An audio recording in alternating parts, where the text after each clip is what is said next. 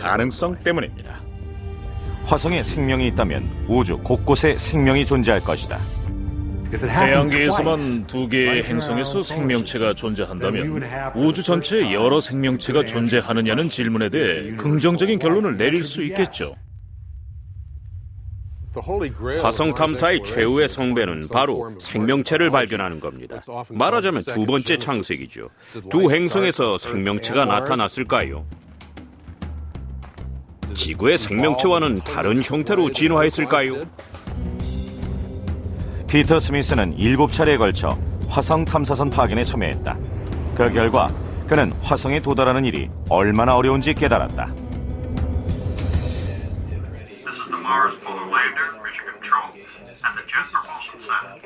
1999년 마스 폴라랜더가 화성 표면에 착륙하려던 순간이다. 스미스와 그의 팀은 응답을 기다리고 있었다.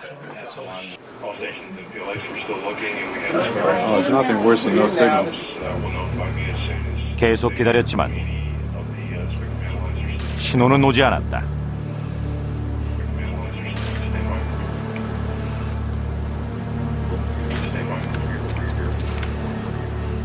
전 희망을 버리지 않았어요. 착륙했는데 통신망이 아직 연결되지 않은 게 아닐까 했죠. 하지만 실은 예감이 안 좋았습니다. 하강하는 동안 착륙선은 사라졌다. 가까운 친구나 가족을 잃은 것 같았죠. 매우 사랑했던 사람이 비극적인 사고로 세상을 떠난 듯 했습니다. 그 당시 스미스는 이미 다음 탐사선을 준비 중이었다. 바로 마스 서베이어다. 하지만 마스 폴라랜더가 착륙에 실패한 후 나사는 계획을 취소했다. 정말 비참했지요. 모든 게 완전히 다 끝난 것 같았습니다. 그러나 스미스는 포기하지 않았다. 그는 착륙에 실패한 마스 폴라랜더의 실험장치 중 일부를 탑재해 새로운 착륙선을 만들었다. 그리고 그는 착륙을 성공시키기 위해 매 단계마다 주의를 기울였다. 그리고 새로 파견할 탐사선에 이름을 붙였다. 바로 피닉스였다. 절망을 딛고 다시 화성으로 떠났습니다.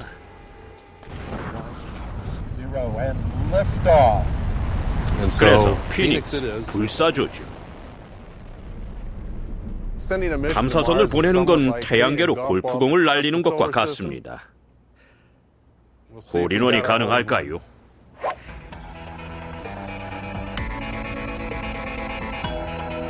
(9개월) 후 스미스는 다시 화성 생명체를 찾기 위한 탐사에 나섰다.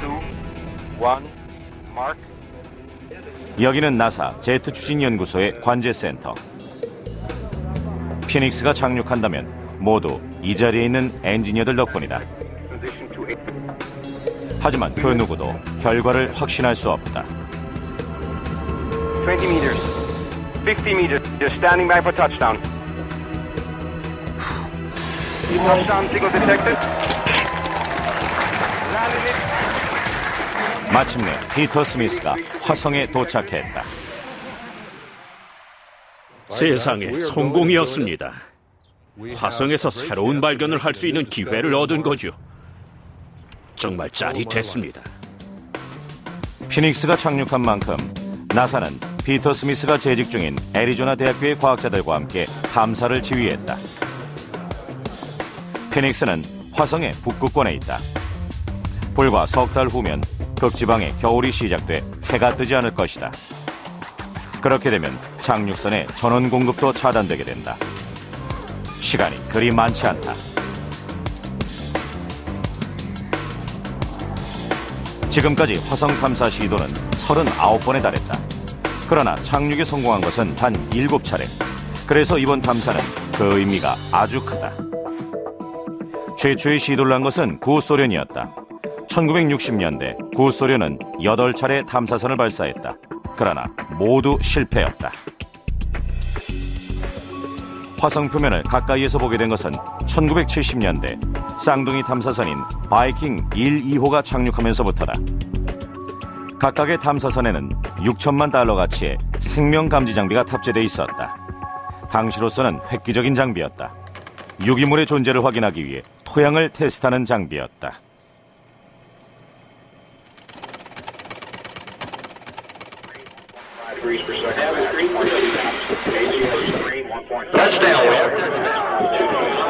희망은 점점 더 커졌다.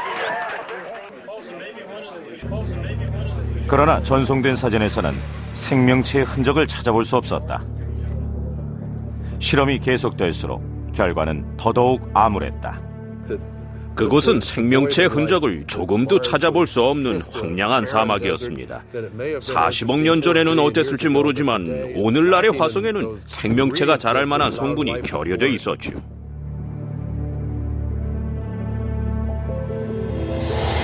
그 성분은 지구에서는 아주 흔한 것이다. 수십억 년 전 생명체가 탄생하는 데에는 세 가지 요소가 필요했다. 첫째는 에너지원이다. 화산 활동에서 비롯된 열기나 태양광선 등이 그 에너지원에 속한다. 둘째는 유기물, 즉 탄소 원자를 가진 화합물이다. 유기물은 그 자체로 살아있는 것은 아니나 생명체의 구성 요소가 된다. 세 번째는 태양계에서 아주 귀한 물질로 화학물질의 혼합을 도와주는 물질이다.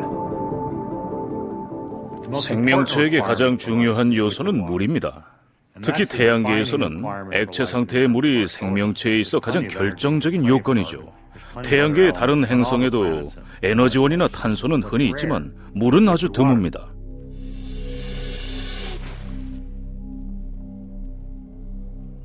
바이킹호는 생명체를 찾지 못했으며 물 역시 찾지 못했다. 화성은 말 그대로 황무지였다. 정말 실망스러웠지요. 화성은 죽었다. 그게 신문에 등장한 기사 제목이었어요. 그리고 우린 20년간 화성 탐사를 중단하게 됩니다. 화성에 대한 관심은 서서히 사라졌다. 그러던 중 1996년 나사의 과학자들이 화성의 돌에 대해 발표한다. 남극 지역에 떨어진 운석이었다. 그 운석에는 미생물이 화석화된 흔적이 보였다. 적어도 그들의 판단으로는 말이다. 하지만 그러한 물질은 화산 활동으로도 발생될 수 있는 것이었다. 미생물을 쫓는 나사의 작전은 실패였다. 과학자들은 작전을 대체하기로 했다. 모두들 알다시피 생명체가 살아가는 데에는 물이 필요합니다. 따라서 나사는 미생물이 아니라 물을 쫓는 전략을 택했죠. 아주 합당한 전략이었습니다.